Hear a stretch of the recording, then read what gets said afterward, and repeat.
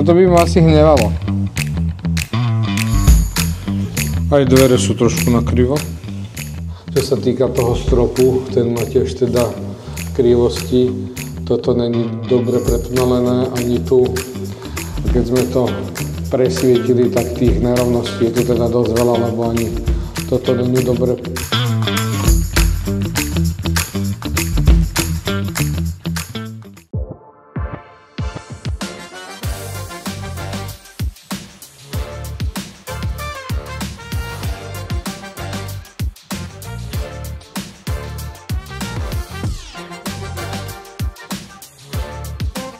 Pozrieme z auditu nehnuteľnosti. Dneska sme sa dostali na jeden dom, ktorý je montovaný. Je veľmi do špecifického materiálu, ktorý nespomenieme, pretože nechceme robiť ani dobrú, ani zlú reklamu. Každopádne, keď si kúpite tento dom za 100 000 eur, tak dostanete toto. A dneska sa objektívne sústredíme iba na vady a nedostatky a povieme si, prečo vlastne je problém od toho zhotoviteľa ten dom prebrať. Takže pred nami je fasada, keď si všimnete, všade sú nejaké flaky, hej. To konštatujem, že není v poriadku, ani vizuálne to nevyzerá dobre. Keď si pozrieme tie detaily tých parapiet vedľa okien, tak tiež to není úplne v pohode. A taktiež si môžeme pozrieť aj tento bok, hej. Pozri, flak, hej. Proste celá tá fasada, proste kvalitatívne by som povedal nič moc.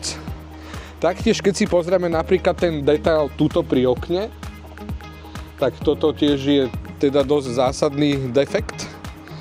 A aj tu si môžeme všimnúť, že sú vlastne nejaké flaky. Takže určite tá fasada sa dala urobiť o trochu lepšie. No a teraz si poďme spoločne pozrieť, že jak to vyzerá vo vnútri. A zaujímavé ešte je, že hore je štandardne vlastne iba takáto SBD doska, kde nám chýba nejaký izolant. Takže poďme spoločne dnu sa pozrieť. Tak ideme si to pozrieť.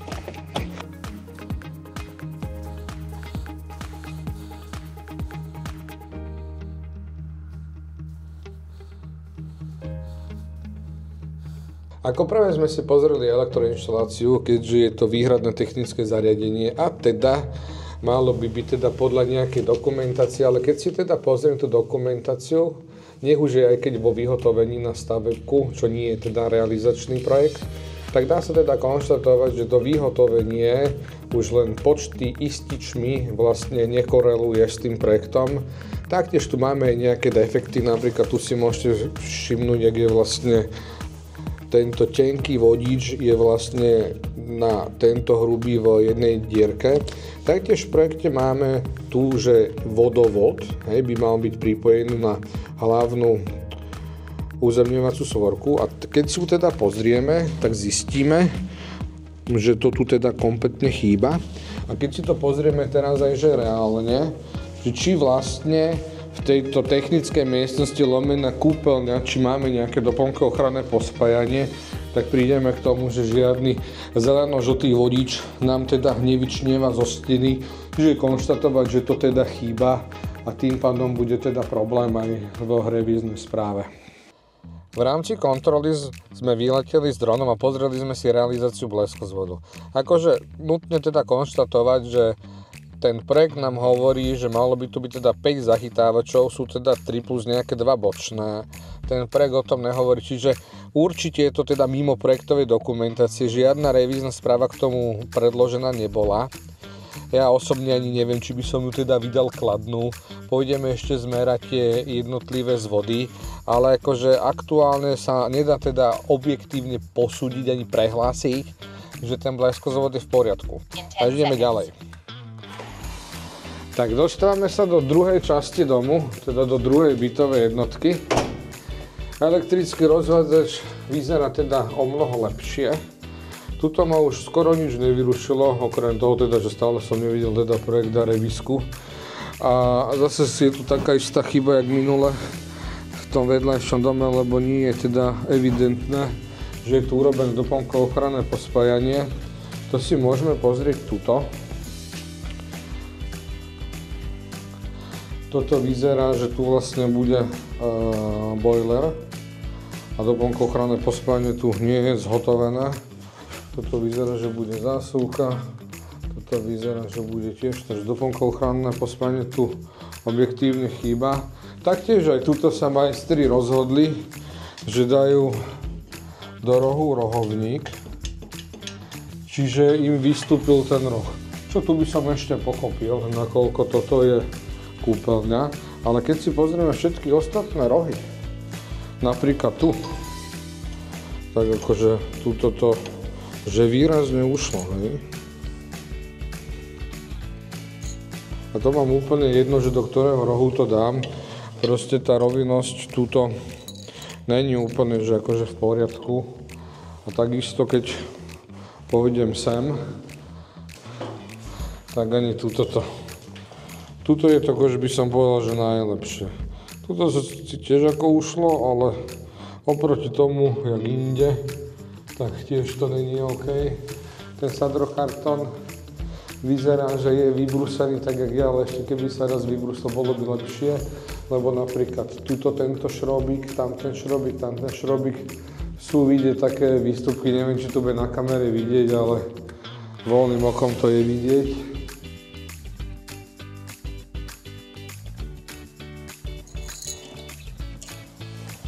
Takže to je výrazne krivé proste. Tu podľa mňa obmytník okolo tejto stavby asi nešiel okolo. No to je... No by som povedal, že akože... by som povedal, to je žalostné, ako to... Tu pozri, jak sa tu už... Toto odliepa celé, hej? Toto je už napríklad toto chvíľku odpadne, to je duté. Toto chvíľku pôjde dole takto celé. A to je ako jasná chyba, hej. Čo sa týka okien, tie bude treba ponastavovať to sadlo všade. Zaujímavosťou na tomto dome za 100 000 je teda to, že teda kúrenie tu máme čisto teda elektrické, čiže tu sú nejaké rohože. Tuto dal zhotoviteľ rekuperáciu, ktorá je teda takto, je to lokálna. A čo sa týka tých ďalších izieb, tak teda tu v zmysle teda nejakého projektu majú byť iba nejaké dva radiátory, ak som si to správne pochopil, že tu my vlastne ani nikde to kúrenie nemáme nejako riešené, čiže toto sa bude teda ohrievať radiátorom, no teda. Po ďalším oknom máme znovu nedokončený celý tento sokel. Tu je problém jak s kotvením, tak samozrejme absentuje tu hydroizolácia, čo v budúcnosti môže mať za následok, že to zrovna tady bude zatekať, bude to spôsobovať vlhnutie. A tuto ďalej, keď si ešte pozrieme, tak neviem, koho je toto realizácia, ale prečo je to takto utopené, prečo to není nad terénom, je teda pre mňa záhada. A taktiež, keď si to pozriem tuto, tak v princípe, keby sa to vytiahlo trošku vyššie sem, tak akože vrstva tohto silikónu tu tiež akože nemusela byť rozhodná. Na tejto stavbe ma síce vyrušuje veľa detailov, ako je napríklad penna okolo okien, keďže dneska sa už dávajú pásky, ale to by som ešte povedal, že OK. Čože ale problém je ten, že my nevieme prebrať túto stavbu bez náležitých dokumentov a o tom viacej si poviem u nás na firme. Dokumentácia ku stavbe je veľmi dôležitá, napríklad najmä z pohľadu kolaudácie. Pokiaľ kolaudáciu nemáte, nemôžete v zmysle stavebného zákona paragraf 76 bod 1 stavbu riadne užívať. V našom prípade však v čase kontroly sme nedostali predložené žiadne revízne správy ani tlakové skúšky. A to považujeme za veľký problém, pretože pokiaľ nemáte tlakové skúšky a nevykonali sa riadne, môže to za pár rokov dopadnúť aj tak, že niekde začne vlhnúť, no a potom to dopadá napríklad takto. Hej. Toto je obrázok, kde sme museli rozbiť podlahu v jednom byte, kde tieto fittingy tiekli. Taktiež sme potom museli rozbiť kúpeľňu, kde vlastne tiež sme zistili úniky. No a celý ten vlastne problém bol v tom, že keď si všimnete, tak toto je vlastne fitting. Toto je tiež fitting a tu si ten kurenár vlastne naznačil, pokiaľ má byť, ale zabudol ho zalisovať. A takto to zaliali do podlahy, no to vlhlo, no o pár rokov vlastne bol problém na svete. A tak je to podobne aj v tomto prípade.